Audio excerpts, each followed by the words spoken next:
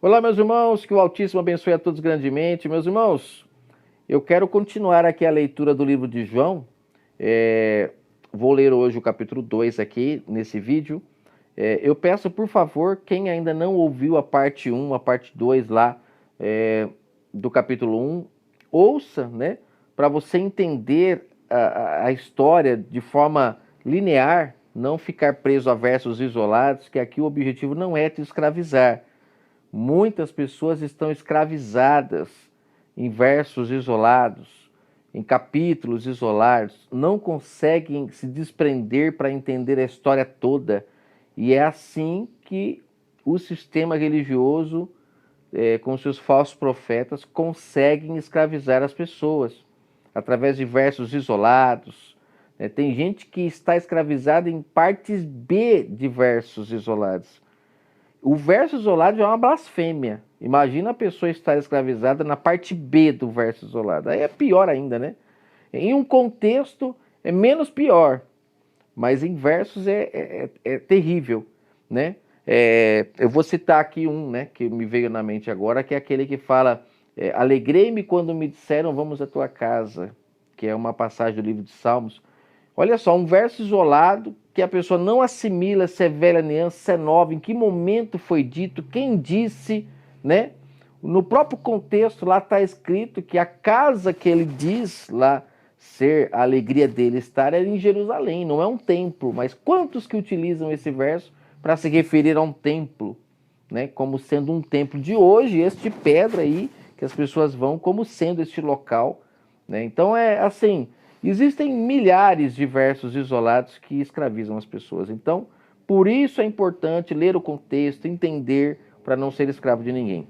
Voltando um pouquinho aqui em João 1, para a gente poder engrenar aqui e dar sequência para João 2, entendemos aqui em João 1 que o Verbo, o Espírito Santo do Pai, se fez carne, habitou um templo na terra, cumprindo Malaquias capítulo 3, que fala que o próprio Pai fala pela boca lá do profeta que ele viria, ocuparia um templo, falaria com o povo de Israel, e lá fala que ele prestaria juízo contra Israel.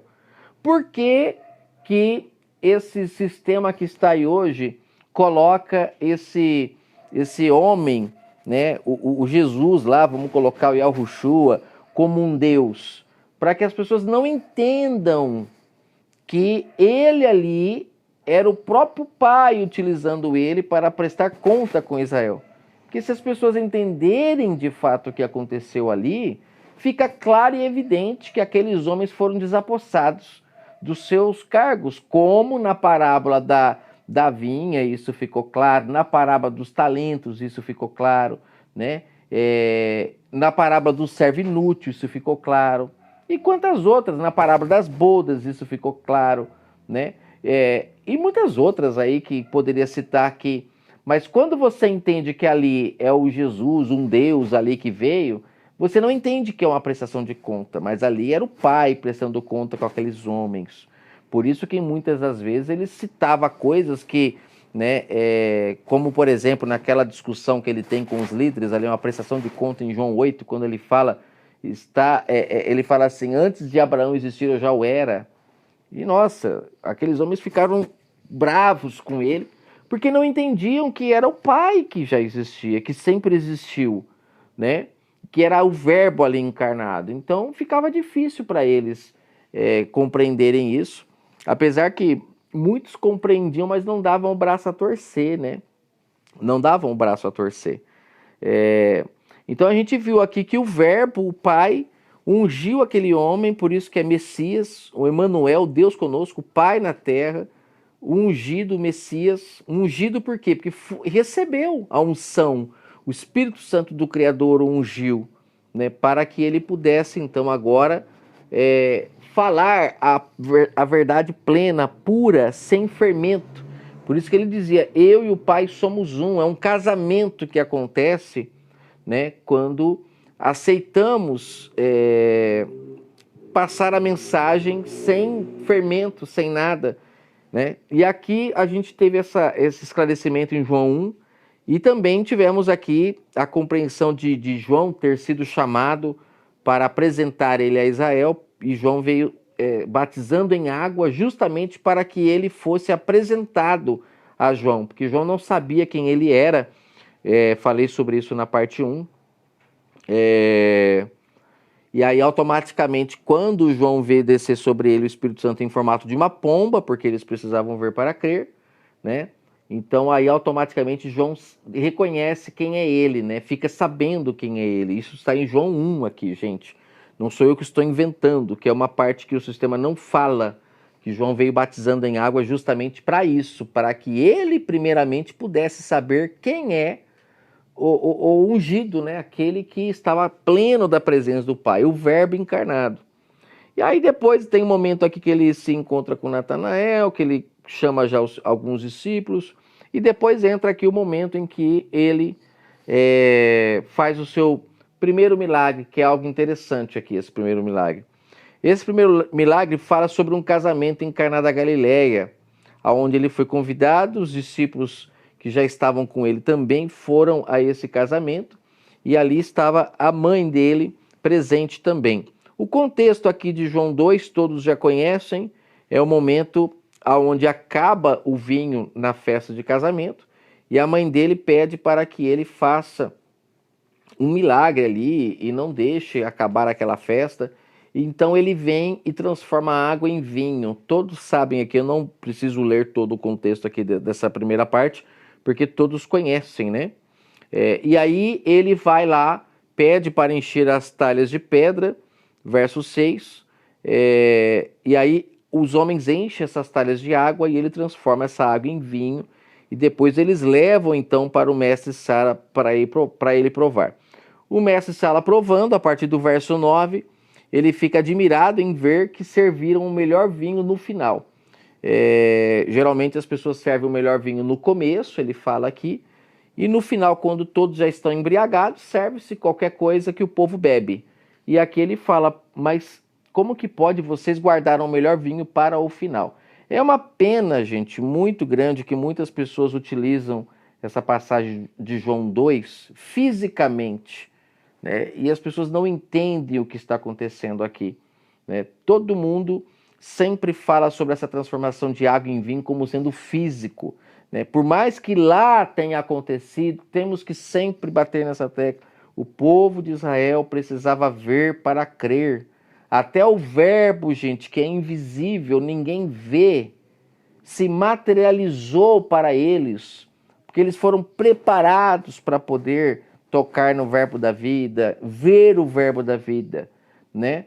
Para nós hoje, esse Jesus que eles criaram aí, romano, isso daí é a imagem da besta, gente. É uma apostasia que eles criaram.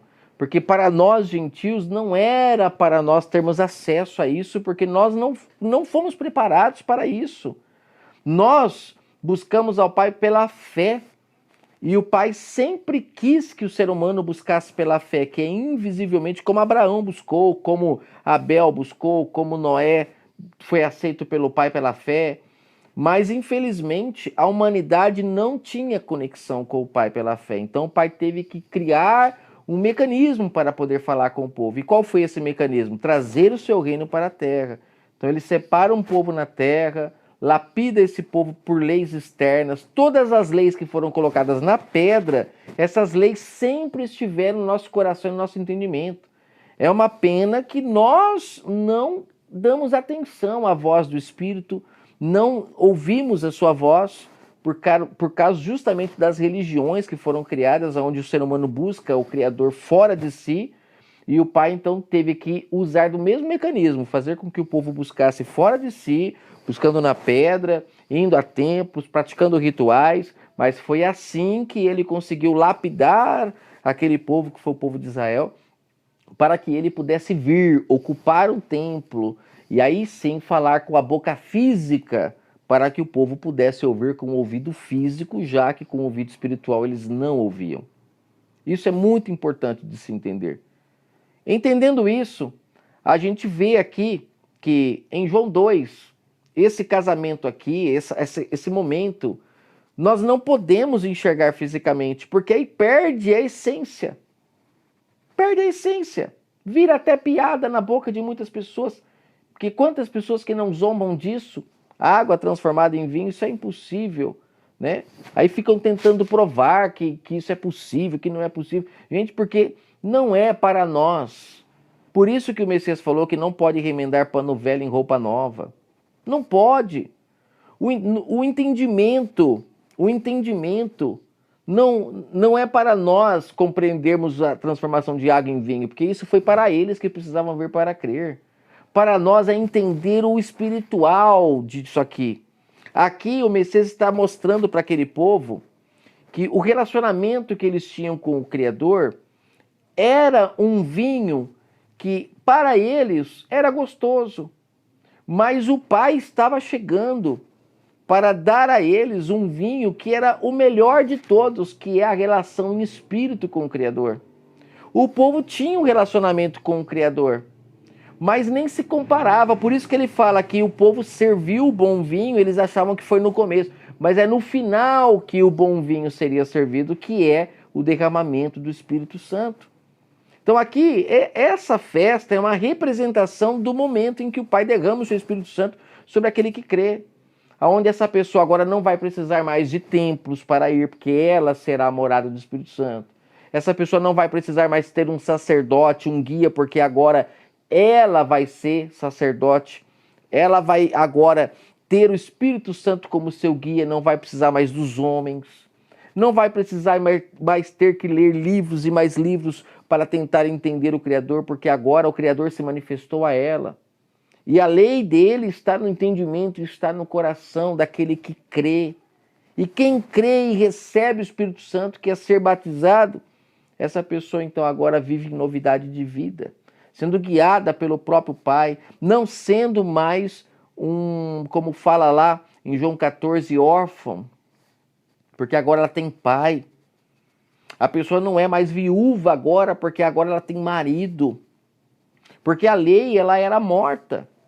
A lei, ela não é viva. A lei, as pessoas precisam ir lá diariamente, praticar os rituais, ler o livro, ler as leis na pedra, né, para poder saber o que tinha que fazer ou não. Ela era morta. Por isso que Paulo fala em Romanos 7 que do marido morto, né, que quando a esposa está casada e o marido morre, ela está livre do marido, porque a lei ela era morta. Quando chega o Espírito Santo, o Verbo, agora as pessoas vão se relacionar com o marido vivo, que é o Espírito Santo, que diz para você, não roube, não mate. É ele que fala, é vivo, você não precisa mais ficar lendo em lugar nenhum. É vivo e eficaz. Ele te diz quando você está devendo, pague. Ele que te diz, não faça isso, não faça aquilo, não minta, não trapaceie. Ele é vivo. Deu para entender? Por isso que aqui está falando desse vinho que é dado no final, que é essa intimidade que teria com o Pai, aqueles que aceitassem a sua palavra, todos foi dado o direito de serem seus filhos, porque creram na mensagem que foi trazida. Então é muito importante entender essa questão. Então é isso. Essa passagem do vinho é isso. Precisamos entender, senão vamos ficar tentando imaginar que uma água foi transformada em vinho, coisa que na verdade para nós isso não tem diferença nenhuma. E aí é onde muitos espertalhões, mercadores da fé, pegam uma passagem dessa e tentam falar de milagres. E quantos que vão para os templos para receber milagres? E aí o milagre é a casa própria, o milagre é o marido, né, maravilhoso, é a esposa maravilhosa, é os filhos que saíram das drogas, e as pessoas não vão atrás para plantar a semente, elas querem agora os frutos prontos. A pessoa vai a esses lugares para que lá ela consiga ter o melhor emprego do mundo, para que lá ela consiga que o filho saia das drogas, que o filho... Mas e aí? E o que a Escritura fala sobre plantar para colher? Não precisa? Você está entendendo? Quer ter o melhor emprego do mundo? Seja o melhor funcionário, para que você possa, então, conquistar. Estou falando isso analisando o que o mundo nos propõe. Porque diante do Pai não temos que ser funcionários, ninguém é digno de ser patrão ou líder de alguém, somos todos irmãos. Mas estou falando pelo que o mundo nos propõe. Quer ter a melhor esposa? Então seja uma pessoa que vai tratá-la tão bem para que ela te retribua da mesma forma. Quer que o seu esposo mude? Plante a semente, mude você primeiro. Regue todo dia o seu relacionamento, você vai ver se você não vai colher bons frutos. Quer que o seu filho saia das drogas? Faça por onde? Plante a semente. Passeie com ele. Faça bons rituais com ele, no sentido de ter momentos inesquecíveis para que ele não tenha que procurar nas drogas a sua ausência. É isso que o pai quer, mas as pessoas estão indo atrás do fruto, não querem ter o trabalho de plantar para colher. Então, precisamos entender que tem muitos espertalhões que usam dessas coisas da velha aliança, que era visível para aquele povo, para hoje escravizar você em suas mãos, tá? E depois nós temos um momento em que, aqui em João 2, quando o Messias ele entra lá no templo em Jerusalém, no templo de pedra, e ele expulsa de lá aqueles homens, né? Aqui fala que ele lançou para fora do templo os bois, ovelhas, verso 15 aqui, ó, espalhou o dinheiro dos cambistas, virou as mesas, aquelas pessoas estavam vendendo lá os animais para o povo de Israel. Aí ele fala aqui no verso 16, não façais a casa de meu pai de negócio. Outra passagem que o sistema distorce completamente, porque aqui eles querem dizer que a casa do pai que estava sendo feita de negócio era o templo de pedra, uma grande blasfêmia. E esse é o perigo de você não ler os contextos, de não entender a história. E Estevão foi apedrejado por ele dizer que aquele local não era a casa do Criador. Que o Criador não habita em templos feitos por mãos de homens. O que é um templo feito por mãos de homens, se não um templo de pedra? E lá ainda ele fala, em Atos 7, leia lá Atos 7, Estevão fala que Salomão levantou aquele templo contra a vontade do Pai, porque não era ele que era para levantar aquele templo, mas sim quem levantaria é o Emanuel, o ungido, o verbo que eles haviam matado. E Estevão tenta deixar isso claro e aqueles homens então o apedrejam. Paulo fala isso também em Atos 16, se eu não me engano. Ele fala a mesma coisa quando ele viu aquelas pessoas todas buscando ao Pai em templos, fora de si. E ele vem e fala, o Criador não habita em templos feitos por mãos de homens. Por que que vocês estão indo buscar ele nos lugares? Ele é em espírito que se busca. O Messias deixou claro isso para a mulher samaritana também, que nós vamos ler mais para frente aqui, onde conta a história dela. Então é interessante a gente não ficar preso em passar isolado, porque quando vem e falar que não faça a casa do meu pai de comércio, você acha que ele está falando do templo de pedra. Mas no próprio contexto aqui, ele já deixa claro que não era do templo de pedra que ele estava falando que aqueles homens estavam fazendo o povo de negócio. Não era o templo, mas eram as pessoas que é a casa do pai. Ninguém faz negócio com parede. Aqueles homens estavam lá dentro daquele local fazendo negócio com as pessoas que iam até aquele local. Eram as pessoas que eram feitas de comércio. E aí ele vem e fala que os judeus aqui, né? O texto fala que eles se levantaram contra ele, porque quem te deu autoridade para fazer isso? Aí é onde ele fala, derruba esse santuário e em 3 dias eu o levantarei. E você vê que aqueles homens eram tão cegos como os de hoje. Na verdade, os de hoje é que estão em pior situação, porque a luz já veio para clarear o caminho da verdade. E muitos permanecem nas trevas. Mas naquela época eu até entendo daqueles homens estarem cegos, porque a luz ainda estava raiando lá. Lá era como se fosse o raiar do sol da manhã. Ainda eles estavam começando a enxergar um pouco, mas hoje, depois dessa luz já ter trazida tanto tempo atrás, não é possível que as pessoas ainda não entenderam a mensagem. Infelizmente, muitos não entenderam, porque estão indo atrás de guias cegos. Estão sendo guiados por homens que estão em trevas de entendimento. E as pessoas estão caindo no mesmo abismo que eles. Porque aqui ele fala sobre, destrua esse santuário, em 3 dias eu o levantarei de novo. Você vê que ele fala do seu corpo. O próprio texto deixa claro, verso 21. Ele falava do santuário do seu corpo. Então, qual é o santuário que ele mandou destruir?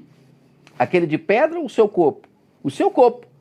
Então, qual é o que é que as pessoas estavam fazendo de comércio? Se ele mandou destruir o seu corpo, é porque era o corpo. Nós somos o templo do Espírito Santo, que somos feitos de comércio. Não é o templo de pedra, senão ele mandava destruir aquele de pedra. Se era lá que era feito o comércio. Não, na verdade ele falava do seu corpo, o seu santuário. E aí automaticamente aqueles homens provando a cegueira, mas demorou 46 anos para ser edificado esse templo. Como você fala que vai levantar em 3 dias? Porque só enxergavam fisicamente, e assim até hoje. Qualquer pessoa que ouvir uma mensagem dessa, que ainda está escrava do sistema, que está em trevas de entendimento, vai falar que lá ele estava falando para não fazer a casa do pai, e a casa do pai era o templo de pedra, porque estão cegos. Estão cegos, infelizmente, como aqueles homens. Demorou 46 anos para fazer. Não, ele estava falando do seu corpo.